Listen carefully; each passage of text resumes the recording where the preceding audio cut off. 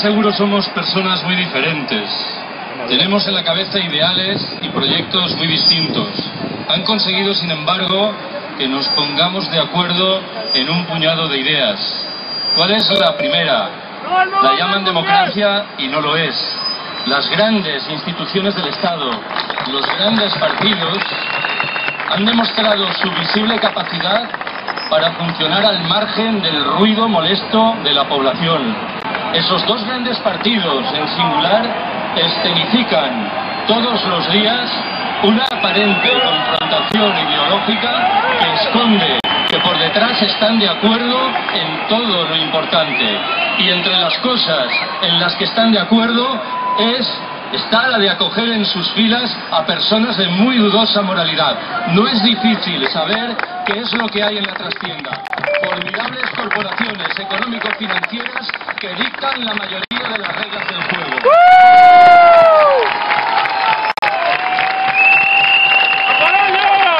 Segunda, a menudo somos víctimas de las grandes cifras que se nos imponen y que no acertamos a saber qué significan. Hace un año la Unión Europea exigió del gobierno español que redujese en 15.000 millones de euros el gasto público. Nadie sabe a ciencia cierta qué significan 15.000 millones de euros. Una rápida comparación iluminará nuestros conocimientos. Hace 3 años, ese mismo gobierno dedicó 9.000 millones de euros a sanear una única caja de ahorros, la Caja de Castilla-La Mancha. Casi las 2/3 partes del importe del programa de ajuste. Es el mismo gobierno que durante 2 años consecutivos ha obsequiado a todos los ciudadanos que hacemos una declaración de la renta con 400 euros. Subrayo, a todos por igual, al señor Botín y al más pobre.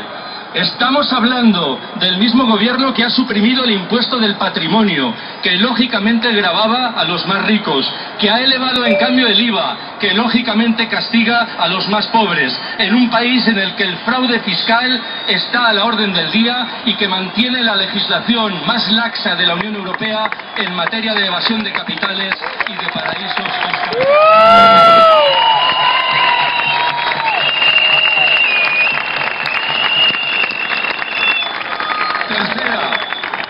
Nuestros dirigentes políticos, nuestros economistas y estos sindicalistas de comisiones y UGT que están dispuestos a firmar lo infirmable,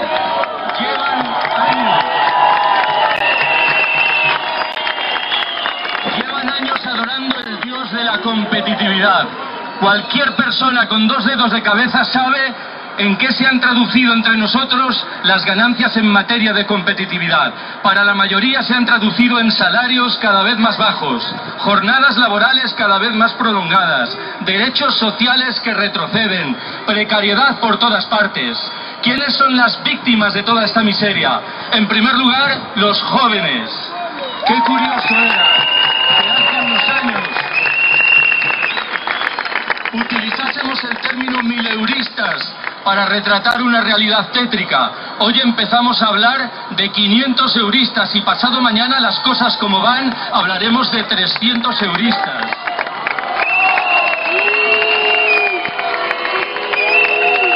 La segunda de las víctimas son las mujeres, condenadas siempre a recibir salarios inferiores y a ocupar los puestos inferiores en la pirámide laboral.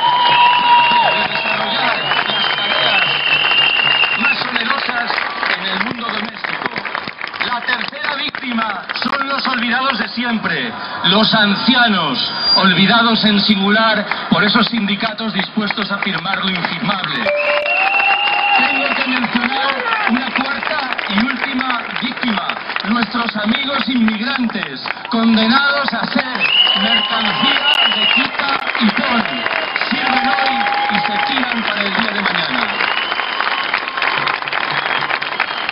Cuarta, no quiero olvidar en modo alguno los derechos de las generaciones venideras y los de las demás especies que nos acompañan en el planeta Tierra. Y no quiero hacerlo porque vivimos en un país en el que se confunde lamentablemente el consumo y el crecimiento con la felicidad y el bienestar. Un país cuya huella últimos años, con agresiones sin cuento al medio natural. Ahí está la entronización de la cultura impresentable del automóvil, la construcción de esos lamentables trenes de alta velocidad, en virtud de los cuales los ricos se moverán muy deprisa, mientras se deterioran las posibilidades de transporte al alcance de las clases populares.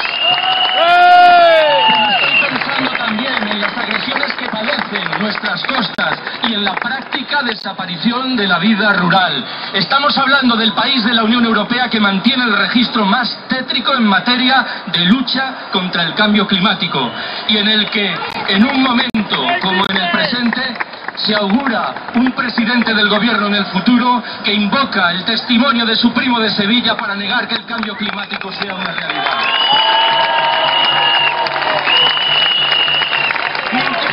Y último, entre las demandas que reclama la plataforma que organiza estas manifestaciones y concentraciones, hay una que me interesa glosar: una petición expresa de reducción del gasto militar.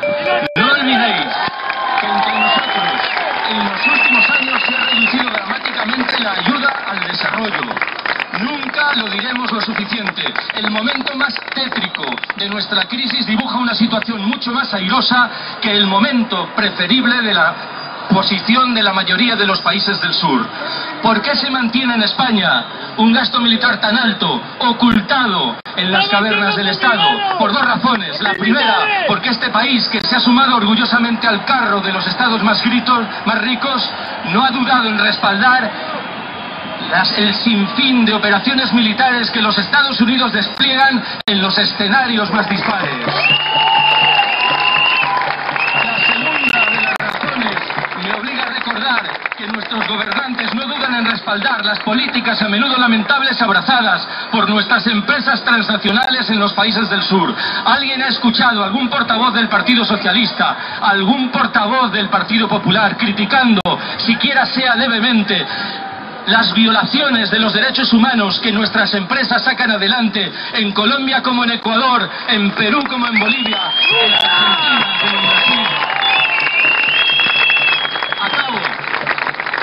Me gustaría recordar en estas horas a una persona que nos ha dejado aquí en Madrid la semana pasada, a Ramón Fernández Durán, que iluminó nuestro conocimiento sobre las miserias del capitalismo global y nos puso sobre aviso ante lo que nos espera si no actuamos con urgencia en esta genuina edad de las tinieblas.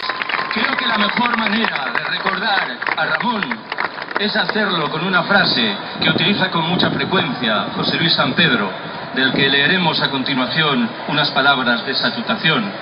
Es una frase de Martin Luther King, el principal muñidor del movimiento por los derechos civiles en los Estados Unidos de medio siglo atrás. Creo que es un retrato convincente de lo que queremos decir aquí y ahora. Dice así: cuando reflexionemos sobre nuestro siglo, lo que nos parecerá más grave no serán las fechorías de los malvados, sino el escandaloso silencio de las buenas personas. Gracias.